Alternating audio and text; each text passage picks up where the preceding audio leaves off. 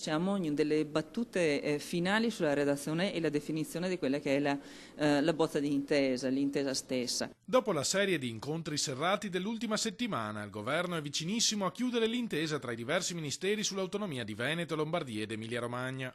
Ad annunciarlo il ministro agli affari regionali Erika Stefani. Vi è stato un grande dialogo anche con tutti i ministri sia del Movimento 5 Stelle che di ministri della Lega, e sono state superate, a mio avviso, alcune perplessità che erano state avanzate da alcuni ministri ancora nel corso dell'autunno.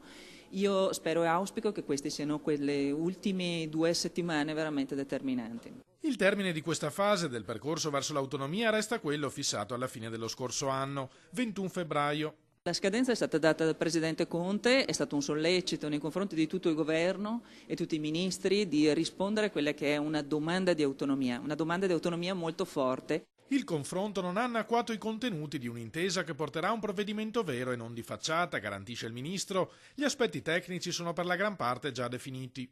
Le 23 materie ci sono tutte, questo è indubbio.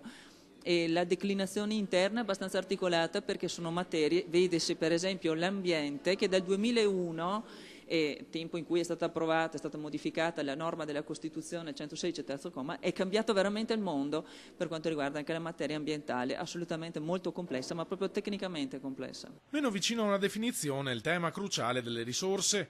Il criterio della spesa storica, puntualizza Stefani, è necessario in questa fase per non penalizzare le regioni del sud, ma in futuro dovrà essere superato in favore di un sistema più equo. Il costo storico è la base iniziale cioè il primo step.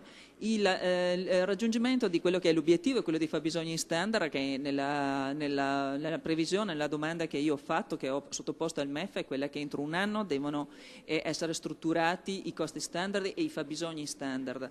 Questo è un procedimento che coinvolge tutta l'Italia, cioè tutte le regioni dovranno conformarsi ai principi che sono sottesi proprio al fabbisogno standard.